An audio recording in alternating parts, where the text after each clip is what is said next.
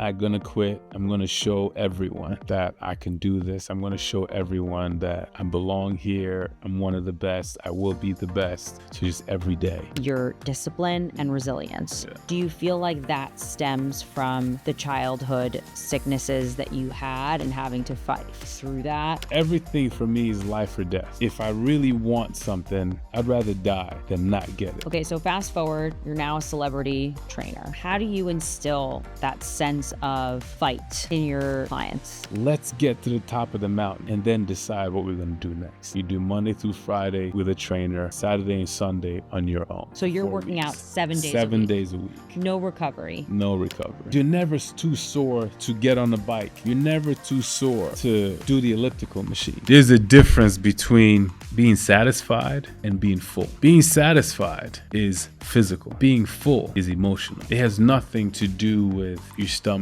It has everything to do with your emotions.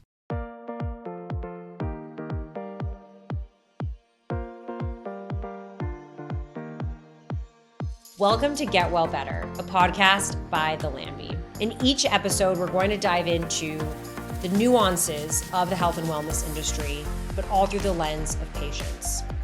When I was 23 years old, I was diagnosed with breast cancer, and it made me aware of just how broken our healthcare system truly is.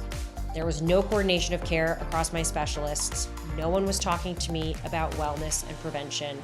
And there was definitely no hospitality. We've decided when building the Lambie that we wanted to be a true home base for health, sift through the noise of both the health and wellness industries, and help empower you to be your best advocate. And so in each episode, we're going to speak directly with specialists. We're going to ask them about the topics that need demystification and provide you with the resources to be the best possible version of yourself. Because at the heart of health lies proactivity, and knowledge is power. So let's embark on this journey to get well better together. Thank you for being on this podcast. This is so exciting to talk to you. Thank you for having me. Yeah, no, I mean, I think the way that we met, just for everyone to know, is one of our favorite specialists told me that I had to meet you. And we started getting to talking and talked a lot about this new lab offering that we're doing, just the labs. And you had said, this is exactly what I'm looking for my clients. Yes. You know, they need more access to understanding their biometric data to be able to really lean into what their potential is, because there are so many hidden deficiencies that are preventing them from achieving results. Yes. And unless they're able to see that and understand the interpretation of it, there's little that I can do to really get them from point A to point B. Yes. So being able to refer patients to a place like the Lambie is so helpful. And then obviously we got to talking about all things fitness and body recomposition. And so I thought it'd be really interesting to have you here, because so many of our patients and members and community ask us, you know, what's the sort of the like secret to body recomposition, and why are some trainers, you know, so amazing at it, and how, like, what are the secret hacks? Yeah. So I think there are certain hacks, but then there's also just mental discipline. Yeah. And I think that's where I've been most impressed by you. Like, I've truly never met someone as resilient as you, and it's really, really inspiring. So thank you. Maybe we can start off by sharing your story. Yes. Like, give us all the details, and then would love to start picking your brain. Okay. Well, I'll start from the beginning. Yes. I was born in Framingham, Massachusetts. My dad was getting his PhD when my older brother and I were born. And when I was about a year and a half, he was done, and he wanted us to grow up in Nigeria. And he also wanted to be close to his dad. So as far back as I can remember, all I remember is me being sick. It was always some sort of respiratory issue. It was asthma, pneumonia, bronchitis, just constant. I never remember just being like a kid. Just being a kid and just running around and, you know, playing like every other kid. I couldn't, we couldn't go to the pool because it could get cold and I could get sick. And if it rained, I couldn't be outside because I could get sick. So everything was always like, you can get sick, don't do this, don't do that. So I just always felt like just abnormal, weak, just not normal, just not like other kids. It really hurt for most of it. And I remember nights when I would just wake up and I don't remember how I made it to the bathroom and my dad's holding me up or my brother's holding me up, just to pee, And I also remember, going to sleep and then waking up and my dad has me over his shoulder running to the car and they're taking me to the hospital, so just flashes of life like that. And then weeks in the hospital and the doctor's trying to figure out what's wrong. And it was just so much of my childhood. And I just remember saying to myself that I want to live. I want to be like those other kids. I want to experience life like they're like the life that they're living. And it just was all I could think about. My parents were super strict. So I just was like, I have to get away from this house. I got to get away from these people to live this life that I envision. So right around 13, all went away. That's it. It just disappeared. Just all went away. Wow. And I started playing basketball. I started lifting weights shortly afterwards because, all the girls liked the bigger guys. And I was like the skinniest human being I knew. Like it was 360 ribs, and I'm like, what do I do? What's the formula, So one of my uncles worked out. So he took us to the city gym where the athletes worked out. That was the only gym that existed back then. My brother and I would walk for an hour and change, hop over a wall, or not even hop over, climb a wall and get to the gym. And we would get there and we would just stay there and we would work out and just talk to the guys. And, they were like Olympic lifters and track athletes and, just all kinds of different guys. And they were all older than us. So we just sit there and we're just like, wow, like, soaking it all in. It was like your playground. It was just heaven, and we would hang out there and work out for like 2 to 3 hours and then walk back another hour to get home. Wow. And this was our everyday Monday through Friday life. Where did school fit into this? This was like, we would do it in the summers. Okay. Yeah, not during school. When school started, we would do push-ups. So you would watch Conan the Barbarian. We would watch Rambo and Rocky, and we would pause it on certain scenes, and we would do like my older brother and I would do a whole bunch of push-ups, and we're like, is it okay? Do you see my chest changing now? I would do more push-ups, and we were just obsessed and just kept going and going and going. And we went back to school, and we looked different. We looked, I definitely looked bigger, and I was like, wow, I'm finally getting attention. And because I skipped a couple of grades, and at 15, I could take the entrance exams for college. So I knew that if I could get into college, my parents would let me go. And that would be my escape, So I took the entrance exams, passed, and I was able to leave, and I was on campus at about 15 and a half. And I was just so happy. I was tall, so I was tall and I looked like a baby, but because I was tall, it didn't look too weird that I was there and I was so young. People didn't really know how old I was.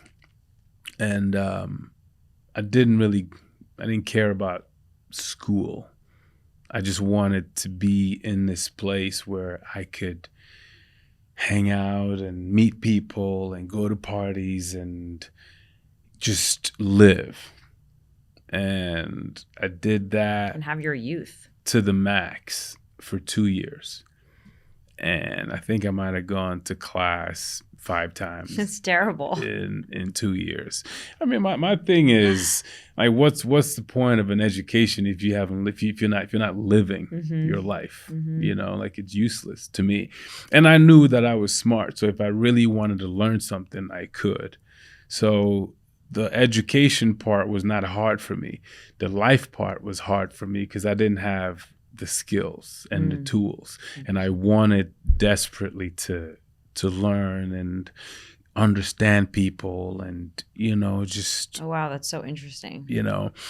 and I learned so much from that, just throwing myself into meeting all kinds of different people and experiencing things, and just all people that I would ordinarily never meet or hang out with. I just allowed myself to hang out with and spend time with, and I learned a lot about people, what motivates them to do what they do, to think the way they think.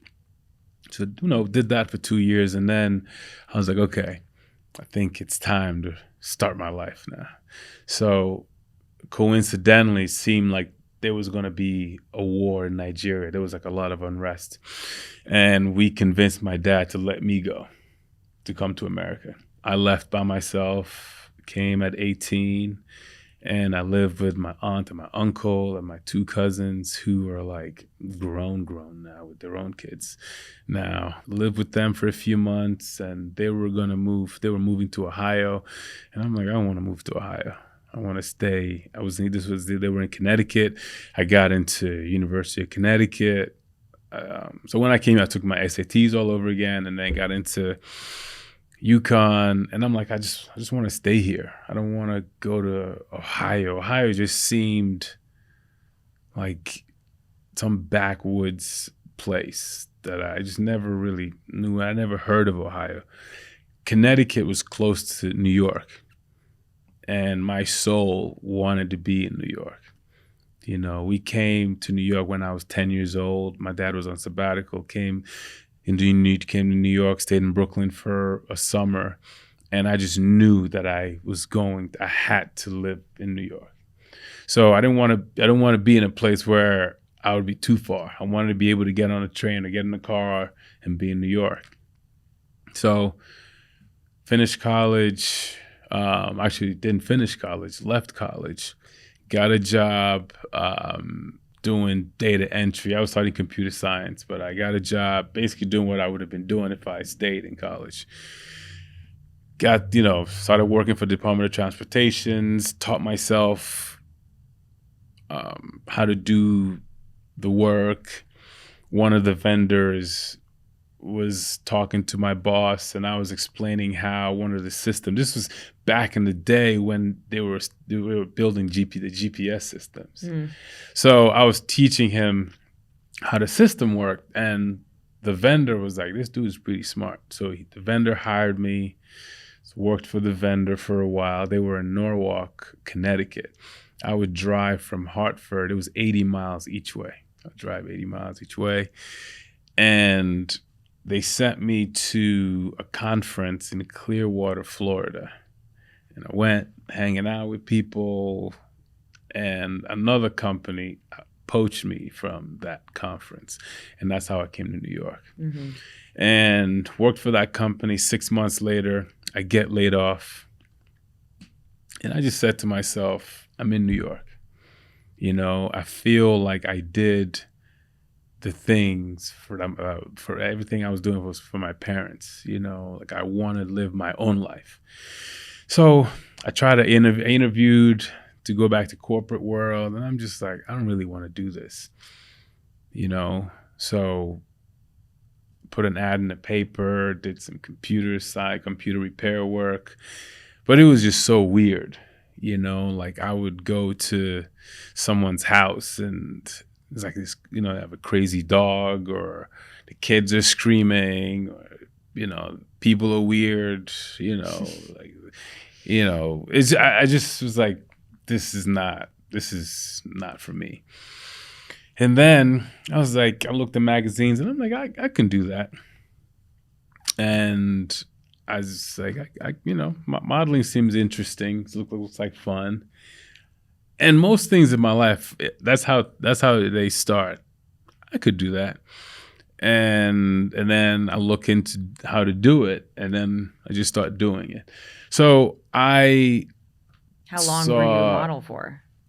I would say from 99 till 2000,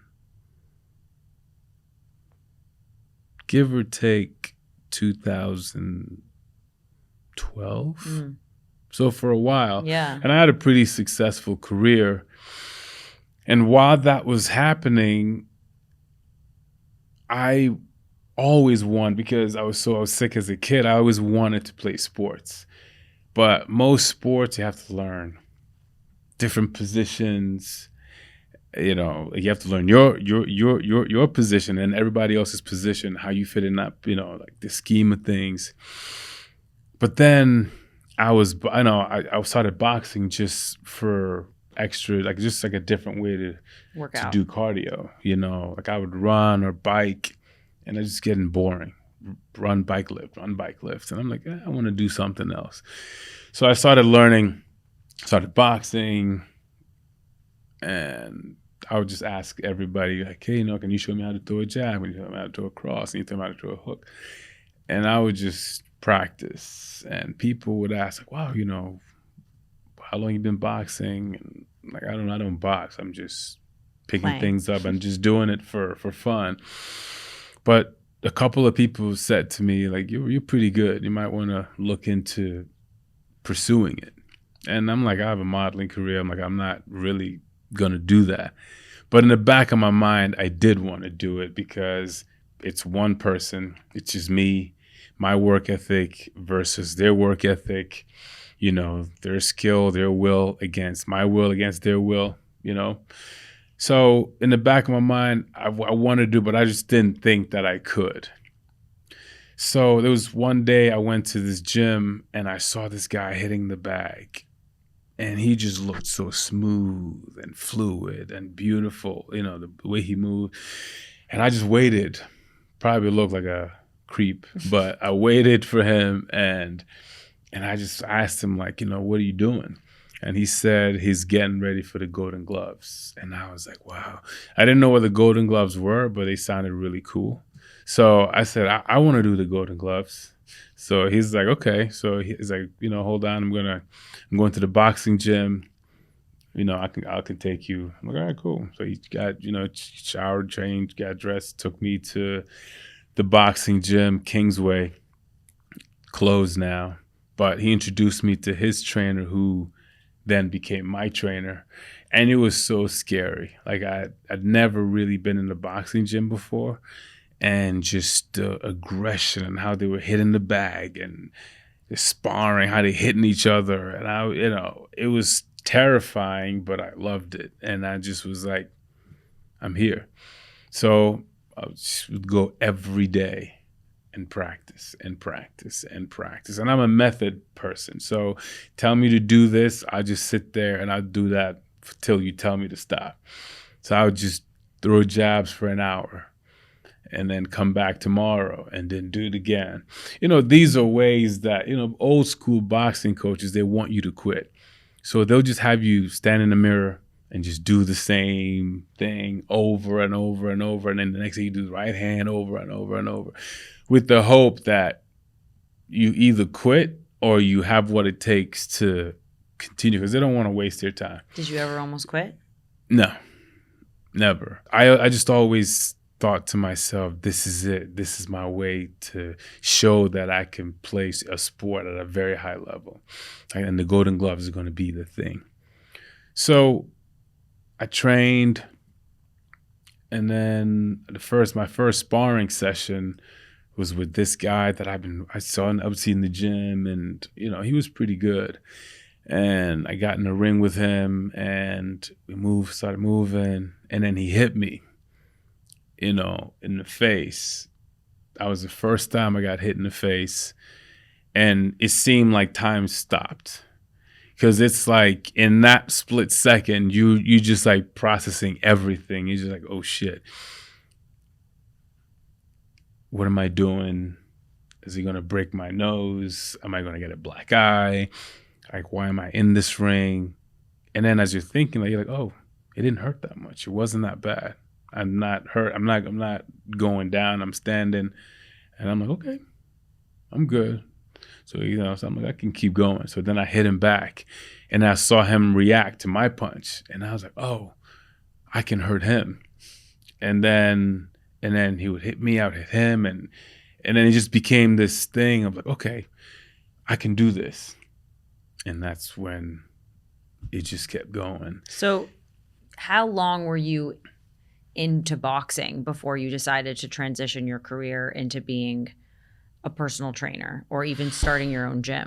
I had boxed for 6 months, had my first Golden Gloves fight, lost that fight.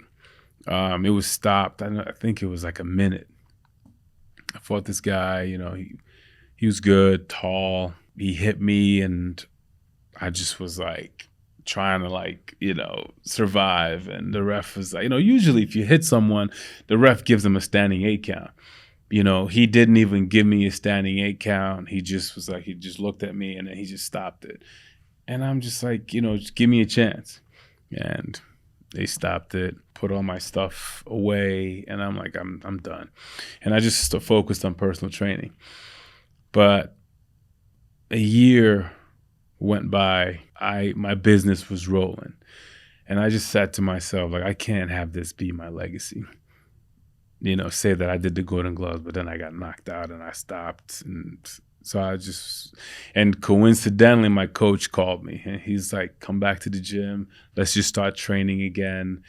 Let's not say that you're doing the gloves. Let's just start training. I'm like, okay, cool. So I went back to the gym. We start training. That gym had no AC, and they would turn on this big industrial looking fan, and it would just blow hot air. Oh it would just God. blow hot air all around the gym. So it's just like, I'm like, this is not helping. No, it's meant, you said it yourself. It's meant to make you quit. Yeah. But I just was like, not going to quit. I'm going to show everyone that I can do this. I'm going to show everyone that I belong here. I'm one of the best. I will be the best. So just every day. All right, I'm going to take a quick pause from our episode to talk about Just the Labs by the Lambie. This is a new product that we launched with the effort of trying to personalize your approach to wellness. So are you someone who's been struggling to lose weight or maybe maintain energy throughout the day? Have you heard about hormone imbalances and think that that might be something that's wrong with your health? And maybe you're just feeling off, but you actually can't pinpoint what's wrong. And then what happens when your doctor dismisses those symptoms because your labs look absolutely normal? So the reason they look normal is because your doctors are measuring only about 20 biomarkers, and they're referencing ranges that are based on where 90% of the US population fall, as opposed to what's considered optimal health. So that's the first problem. Now, the other problem is that these doctors aren't trained in functional medicine, and so they can't connect the dots and dig deep into what could be the root cause of your issues. So now we offer Just the Labs to be able to give you that experience so that you can test those 100 biomarkers, but then also receive that consultation to understand what they mean. So you'll see what your deficiencies are, you'll get tailored recommendations to address them, and you'll start to actually see progress in your health. So take a look at Just the Labs, our new product by the Lambie, and don't waste another day guessing your way through your health. thelambie.com/justthelabs for more info and to sign up. And you can also follow along at the Lambie on Instagram. One of the things that I find so commendable about you is your discipline and resilience. Yeah. Do you feel like that stems from the childhood sicknesses that you had and having to fight through that? Or do you think it's like all the experiences that you've had throughout your life, including boxing, that taught you how to never give up? I feel that it's being sick as a kid is the foundation, because just wanting to live and wanting to experience life just does not give you the room to quit. Yeah. Because everything for me is life or death. If I really want something, I'd rather die than not get it. So is it that, or do you feel like it's also the fact that you just appreciate the chance to be fighting, right? Like, I remember when I was going through my cancer treatment and I just craved normalcy and health. And I remember saying to myself, never will I not appreciate being healthy. And it's like even something as simple as when you get a cold and you just crave that feeling of not being sick. Mm-hmm. And you're like, I'll never not appreciate not being sick again, because I know what it feels like to not have your health. Yeah. And so every time I work out, every time that I'm in, a physical state of stress, I say to myself, like, I'm so lucky that I'm able to put my body through this and challenge myself, because when you don't have your health, you can't do those things. Like, you're in a constant state of stress and you're just looking to live. Yeah. So I wonder for you, like, is it just that you appreciate the challenge and you don't take it for granted because you know that it means that you're healthy? Or No, it really was very simple. I knew that I was a gifted athlete, but I never had the opportunity to express it. Mm-hmm. So I felt that boxing was my chance. Mm-hmm. And I felt that if I died, just did everything, that I could really do something. And that was it. It wasn't like I didn't feel grateful. It wasn't like a higher, level thinking. It was just like, I want to show that I can do this. Show yourself. Show myself and show everyone else, all the people that told me, because back then, because I just never, I would watch track and field and everybody was faster than me. I felt like, I just wasn't strong. And I felt like I'm going to show the world. So whoever the world is, I'm going to show them that I am one of you. I belong here. I can do anything that you can do. Yeah. And better. Okay, so fast forward, you're now a celebrity trainer. How do you instill that sense of fight in your clients? Like, how do you teach people to have that discipline and that resilience and the mental stamina to wake up in the morning, whatever time you tell them to wake up, to commit to their growth? The biggest thing, the first step is they look at me and they look at how I live my life. And I tell them, listen, I've done 500 times harder things than you waking up in the morning. So I can confidently tell you that you're not going to die. So if you know you're not going to die, a little bit of discomfort to get to where you want to go is a huge win. I always tell them, let's get to the top of the mountain and then decide what we're going to do next. Like, we can't start and then get to a summit and say, clap for ourselves. I'm like, what are you clapping for? You haven't done anything.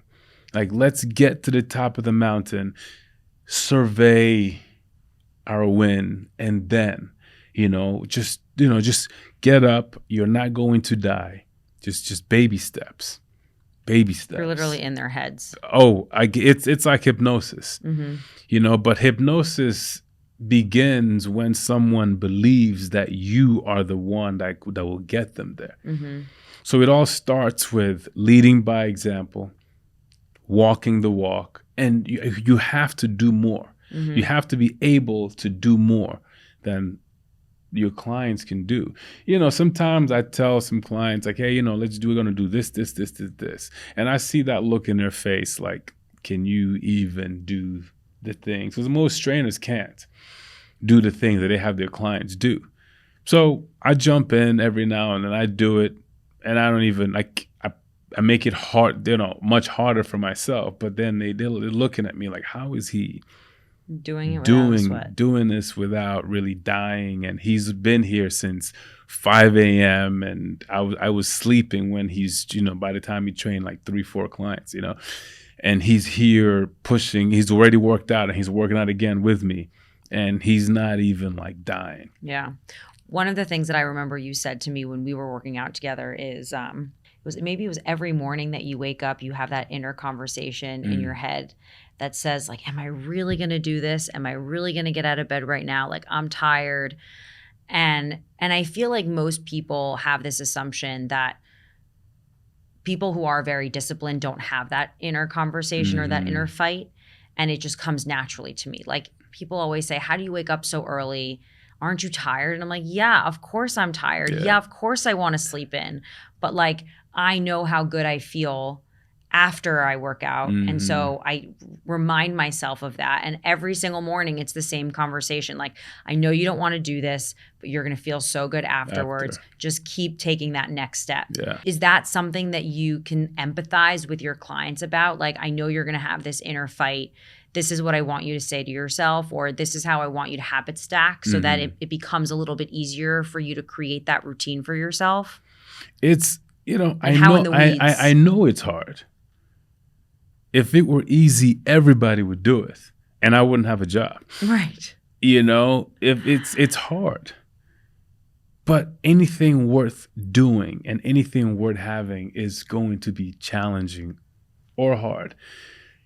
So I tell them, listen, I let them know even before we begin, this is going to be challenging. This is going to be hard, but you're going to be so much better for it. Yeah. Like, your life truly is going to change at the end of this. Just have to keep on waking up. Yeah. Okay. So let's start talking about the actual like mechanics of it all. Yeah. Body recomposition. We talked about the fact that that's bringing down your percent fat, increasing your percent muscle mass. When you look at men versus women, is your strategy the same, or is it different when it comes to how you train them, how you advise them on nutrition? What does that 28-day transformation look like? So my strategy with men and women are different. So we would do, the 28-day transformation program is 28 days of fitness, 5 days with a trainer. So let's say you start on a Monday. You do Monday through Friday with a trainer, Saturday and Sunday on your own. So you're working out 7 days a week. 7 days a week. No recovery. No recovery. Okay, that's interesting. Yeah. So what's this whole phenomenon about having rest days in order for your muscles to repair and grow? I mean, weak people say things that, it's like weak people want to build a tribe of other weak people. Because they haven't done anything. If you're in full-on training for, be it a fight, training for a fight, you rest when your body tells you to rest. You don't schedule rest days. Like if you're just so sore that you can't. But the thing is, you're never too sore to get on the bike. You're never too sore to do the elliptical machine. Mm-hmm. There's always something you can do. There's always something you can do. Well, I think that's the important thing to note. It's not that 7 days a week you should be lifting heavy weights. No. You do need to like move, like switch things around. And I think this is especially important for women because, I think it's one thing if you're someone who's very in tune with your body. It's another if you're someone who's so committed to the goal that you ignore the signs that your body's telling you to slow down. Yeah, but I talk to my clients. Every single day that we're training, how do you feel? How's your stress level? How did you sleep? what's going on with your husband, your wife, the kids, because that impacts how you train. Right. And if I'm working one-on-one with someone, I'll adjust based on that. Because if someone comes in, didn't get much sleep, kid was up crying all night, you can't make the workout too intense. Right. Because they won't be able to complete it and they're going to feel terrible. However, you can adjust it and have them still work hard and get the same, it's all about the results, the outcome in the end. But then have them finish and feel good about themselves and want to come back and do it again. Mm-hmm. Okay, but going back to men versus women. So it's 5 days a week of working out with a trainer, 2 days a week of working out on your own. And the working out on your own is cardio. So Saturday and Sunday is cardio. And what does that mean, cardio? Does that mean going on a run, or does it mean high intensity cardio? No. I don't want it to be high intensity because it's 28 days. And I know most people are going to burn out if they do that. So I try to have them do moderate intensity cardio. Could be riding a bike. It could be the elliptical machine, a light jog. I don't want people going out and doing sprints. First of all, there's a high risk of injury when you're doing it on your own and you're trying to, sprint and burn, I just want people to get their heart rate up, sweat, burn, calories.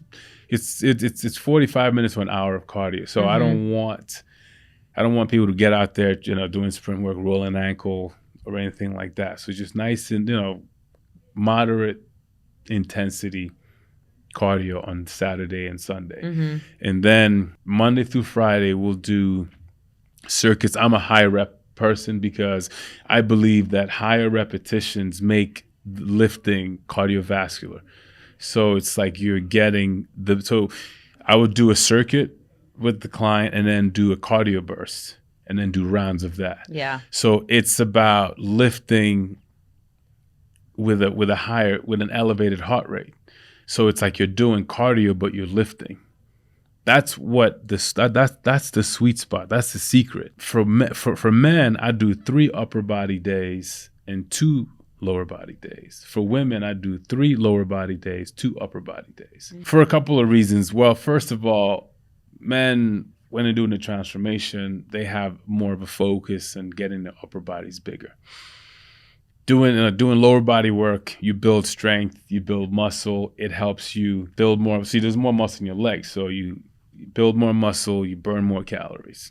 For women, most women don't want bigger upper bodies. So two upper body days is enough. Lower body days, you build more muscle. I know women store more fat naturally than men do, especially in their lower bodies.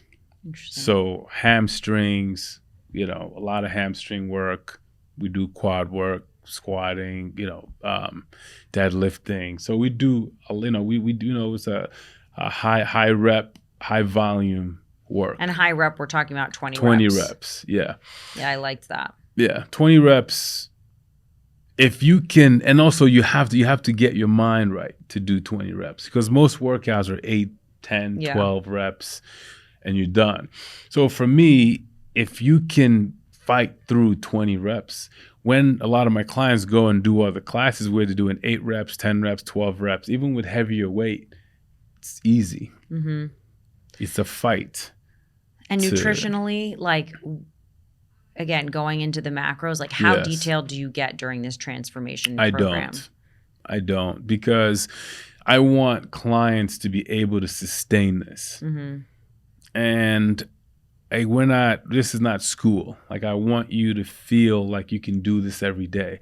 I don't want people with scales and measuring, and I feel like that's a miserable existence. Totally. I think that I want people to be intuitive. I want you to understand what you're eating, how much you're eating. So I have clients take pictures of their plate. Okay.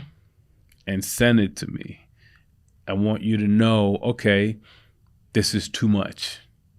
And the biggest thing that I teach clients is there's a difference between being satisfied and being full. Totally. Being satisfied is physical. Being full is emotional. It has nothing to do with your stomach. It has everything to do with your emotions. So if you're eating to cover and fill, you're going to keep going. So you want to be satisfied, not full. So wait, so satisfied is physical or mental? Physical. Satisfied is physical. Yeah. And Full is mental. Is mental. Interesting. I would have thought it was the opposite. Mm-mm. It's the opposite because when you're satisfied, you're not full. Right. You know, there's still room. But that's why I'm that's why I think more. It's physical. No. Okay. Going into like the actual data side. Yes. Obviously, I know you were saying everyone needs to do just the labs, and this is sort of the personalization that is missing from personal training. Yeah. What do you think are the bits and pieces of information that would help accelerate someone's progress? You know, like one of the things that we pride ourselves on is that we do very extensive hormone testing, right? So obviously looking at your testosterone hormones is important in terms of your ability to build muscle, both for men and women, but also looking at your metabolic health and seeing like, is your fasting glucose really high? Potentially what you're eating is preventing you from starting to see results because you continuously adding on fat. Yeah. And sort of using our know-how to be able to complement your know-how, even if you're talking about nutrition, right? Like nutrition, we believe is should never be a diet. It should be a lifestyle. And so if we can train and educate people on how to eat based on how their body responds, whether it be by using a continuous glucose monitor, or just by tracking their wearable data, or seeing how many steps they're doing in a day, or just looking at their nutrient deficiencies, we can really help to, tailor a diet that's going to make them feel and look their best. Yes. So that's where I think partnering with fitness professionals is so interesting, because you guys have such a differentiated skill set that's complementary to ours. Yes. And coming together, we can really sort of look at that, transformational plan in a way that's actually going to be personalized to the individual. I agree. I always use myself as a guinea pig. Like, I don't just study and apply. I study, I do it on myself first because it has to work. Yeah. Do it on myself first. Try it different types of ways before I bring it to my clients.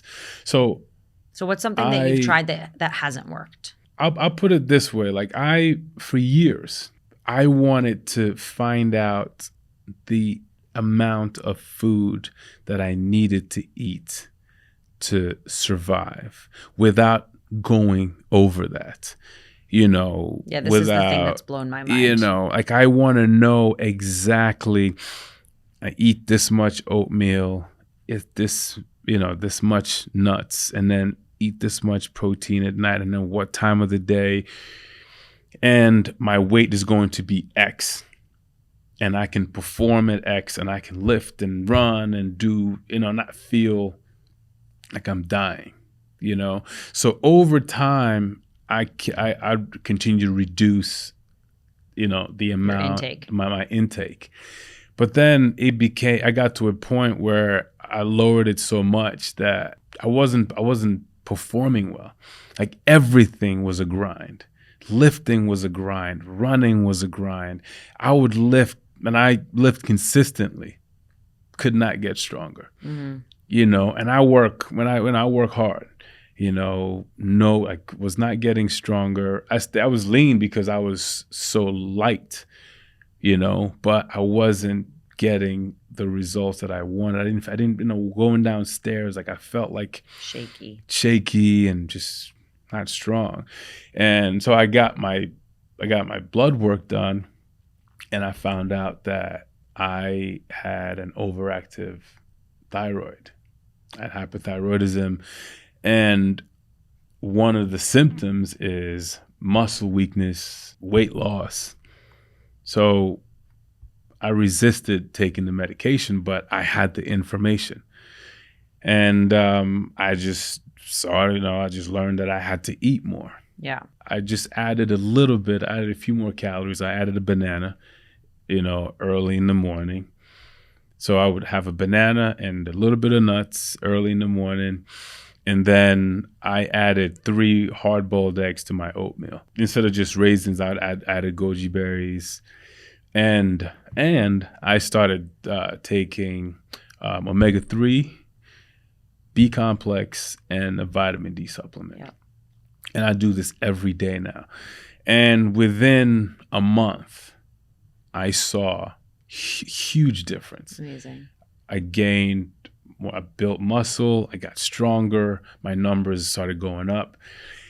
And I would never have known this if I hadn't, had my blood work done. We focus so much on the outside, but the inside is the most important part because that's what drives what we look like and feel like on the outside. And for you, I mean, it was the thyroid, but for a lot of men, and we see this all the time, men come to the Lambie thinking that they are perfectly healthy and they're just being proactive. And lo and behold, we find that they're deficient in testosterone. Yeah. And this should not be the case in someone in their 30s.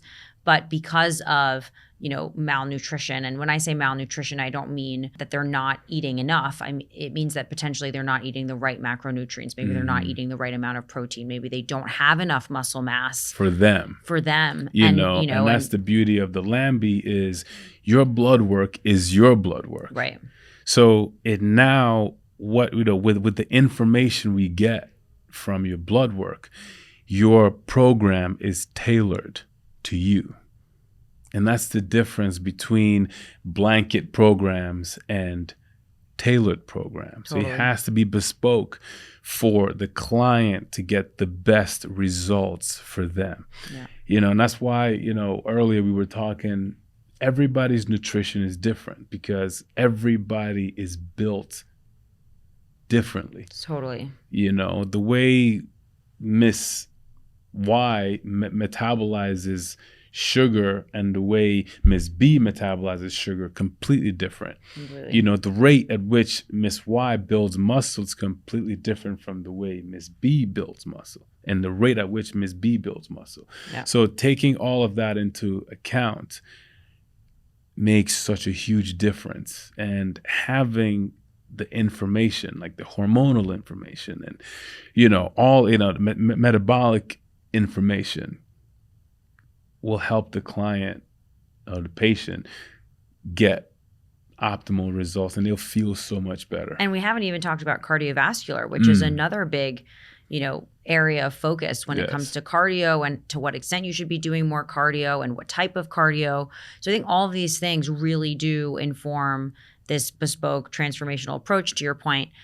But that's sort of what I find so exciting about the work that we're doing. And obviously I'm biased, but I feel that in the last, 10 years as the wellness industry has boomed, we've just seen so much more siloed care. And where we're heading right now with partnerships like this is let's actually find opportunities for collaboration because that's where we can actually make meaningful progress in someone's life. We can tell someone, where one approach works for you, it might not work for someone else. We're not just relying on social media trends or these gimmicks that push people in one direction and then ultimately in a dangerous direction. We're actually saying, let's have practitioners who all have complementary skill sets come together around true data to say, this is going to be the right plan for you. Yeah. So I think that there's so much potential still left to be untapped in the wellness industry. And I think using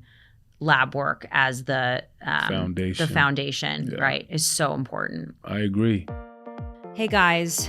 So as you know, the supplement industry is massive, confusing, at times even predatory. There are 4,000 companies selling pills and powders that promise to help you resolve your symptoms and feel your best. But without knowing where your deficiencies lie and which products to trust, you may be doing more harm than good. And by the way, wasting thousands of dollars in the process. The Lambie's new service, Just the Labs, was designed to personalize your approach to wellness based on your biometric data. We test 5 times the number of biomarkers included in a routine physical to assess your health holistically across metabolic, cardiovascular, hormone, nutrient panel, and more. In a 45-minute consultation, you'll then meet with a functionally and integratively trained clinician and dietitian to review those lab results and personalized care plan. You'll finally uncover the root cause of your issues and receive tailored recommendations on supplements, diet, advanced diagnostics, fitness, sleep, and more. Don't spend another day or dollar on ineffective wellness trends. Sign up for Just the Labs to assess your health holistically and reclaim your health. thelandbee.com/justthelabs for more info and to sign up. And you can also follow along at the Landbee on Instagram.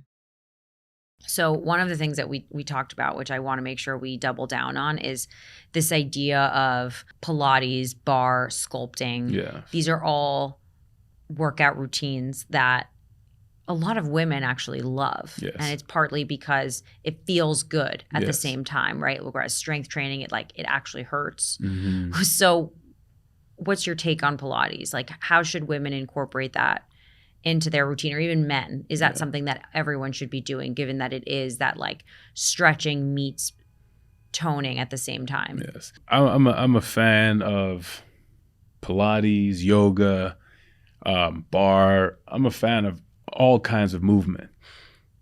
But what is the person's goal? If the person's goal is to build muscle, get leaner, then you have to use Pilates yoga as add-ons. If you need to build muscle, you have to strength train. You have to lift heavier things. But there's a fine line between heavy and heavy. You know, we live in a cosmopolitan city. Women don't want to look like, most women that I work with don't want to look like CrossFit athletes. Right. So there's a difference between training and lifting that much weight and necessary weight you need to build muscle. So that's the fine line. Like, you have to train the client for what their needs are. Let's say like someone like me. Yes. What would be a week's worth of exercise for me, given I want to build muscle, I want to stay lean. Yes. I don't want to look like a CrossFit trainer. Yes. But I do want to be more defined. Yes. What would you tell me? It's simple. We just have to increase your rep range, increase the weight that you do within that rep range. For me, I always do 20 reps. So when you came to the gym and we worked together, really doing not just the rep range and not just the weight, you have to do the exercises correctly. Full range of motion, putting your body in the position to access the muscle that you want to train, focusing on the muscles you want to train. So you're not just swinging and, not really going through the movement the right way. But would you tell me to do 2 days of upper body, 3 days of lower body, and then 2 days of light cardio? Or would you say, okay, like given that you are into Pilates, why don't we do 1 day of Pilates, 1 day of high intensity cardio, 1 day of upper body, 1 day of like, how would you break up the week? I would have you do at least 2 lower body days and at least 2 upper body days. I'm a big fan of 5 days a week. I would do 5 days a week. I would do 3 lower body days, 2 upper body days until you get to the look and feel you want. And then you adjust. If I'm not getting sore, does that mean it's not working? No. Okay. It's like soreness is not a measure of productivity of a workout. People chase soreness. Like, anything can make you sore. It doesn't mean that it's getting you results. And recovery being a light cardio. Yes. But I also tell clients, if you're doing a transformation program, if you can, get a massage a week. Ooh. I like that. One massage a week. Okay. You know, pro athletes, they not stretching. Like, sorry, I know it's important to stretch, Yes. but not being In stretched. addition. In In addition. And is it important to stretch every time you work out? Yes. And how long Before should each and workout after. be? Like, do you need to be working out for an hour? Ideally, because to get all of the work done, you need at least 45 minutes to an hour. 20 minutes is just, okay, I'm too busy. Let me do something.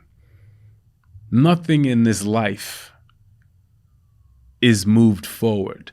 For men, like for example, my husband right now, his workout routine is he runs for 30 minutes and then he goes to the gym and lifts for 25 minutes. Mm-hmm. Is that effective or actually? Well, it's better than not doing. It's better than nothing. No, of course, but is that most effective? But it's not. Like, you need time. So he should be doing his separate running days. I would suggest doing 40 minutes or 45 minutes of lifting, of strength training, 3 days a week, because then you can really focus, and then you can do. Because part of it is learning too, making the mind-muscle connection. You get more out of an exercise if you're connected to the muscle that you're working. Yeah. So you can be able to feel a stretch and then create tension, because that's how muscle grows, not just moving the weights. Yeah. You know, you have to stretch and contract the muscle for it to break down and grow. Mm-hmm. So the more you do it, the more time you spend doing it, the more you learn your body and the more you can really access and grow. I'll tell him. Yeah. Hopefully he listens to the episode. I hope so, because but it also depends on what he may be happy with how he looks and feels. If he's happy with how he looks and feels, then by all means. Right. But I always tell people it's great when you're 30. But if you look at fitness as a continuum, right, as something you want to do for the rest of your life, if you live a long life, you're going to be 70, 80 years old. You want to have enough muscle mass to get you through, enough bone density to get you through. Yeah. So if you're doing, 30 minutes of running and then 20 minutes of strength training. And the full body workouts, because I'm a big fan of, here's a full body workout. Yeah. Not great. You got to separate them. I separate because I'm a focused person. Like, I want my chest to look a certain way. I want my back to look a certain way, my legs to. So I break it up so that I can focus. However, if the person is so busy and they can't, a full body workout is great because you touch on everything. Okay. So if I'm doing a 45-minute full body workout, there's a little bit of cardio, there's strength training, we're good. Yes. I've created, because it has to fit in your life. Yes. That's the most important thing. Yeah. It has to fit in your life. And if you're constantly waiting for the day that you have 45 minutes and you don't do anything, it doesn't work. Right. You got to do if you can. When my wife got pregnant, I was like, I got to train more clients. I got to get all my kids to Harvard. I got to buy a house. So I started working like a maniac, and I would have 30 minutes to work out. So I created a super intense 30-minute program for chests, 30-minute program for back. You gotta send me that. 30, all right, easy. And you will, it is so intense, but it works. Yeah. And I was still getting results, but a lot of people cannot do that. Mm-hmm. Mm-hmm. You have to do things and create programs that the layperson can do and continue to do. Like, I created an alter ego that I call the machine when my wife got pregnant. And the machine doesn't need a lot of sleep. I averaged 4 hours, sometimes 3.5 hours of sleep for 10 years. Oof. I don't know how good that is to say. But I'm just, everybody's different. Right. And we have to understand that. And that's where, again, going back to blood work, it's really important to know your tolerance. Yes. And if the lack of sleep is affecting your cortisol levels and all of your other hormone levels, because that's where it will show that you're not getting enough. Exactly. You have to know yourself. Yeah. And in order to know yourself, you have to access what's inside. Totally. And to access what's inside is by getting your blood work done. Yeah. And getting that information, and then using that information to perform better, because we're in this life performing. Either we perform at work, we perform at home, perform as a husband, perform as wives, perform as fathers, mothers. We're performing. So you want to be in your optimum level to be able to perform at each sector of your life. Yeah. And that's what the information gives you. Yeah, totally. All right. Well, this was hopefully very inspiring to everyone who listens. I know I'm inspired and ready to go to the gym. Thank you so much. Thank you for sharing your wisdom. Thank you for sharing your story. And thank you for giving these practical tips that otherwise, people would have to go through a very lengthy transformational program to hear, but hearing it straight from your mouth, I think, is very empowering. So thank you again. I'm super excited to be collaborating. Me too. I'm excited. Thanks for listening to this episode of Get Well Better. Subscribe on Apple Podcasts, Spotify, YouTube, Amazon Music, or wherever you listen to podcasts. You can also subscribe to our newsletter to stay up to date. Follow along at The Lambie on social media and visit us online at thelambie.com. You can also schedule a 15-minute consultation.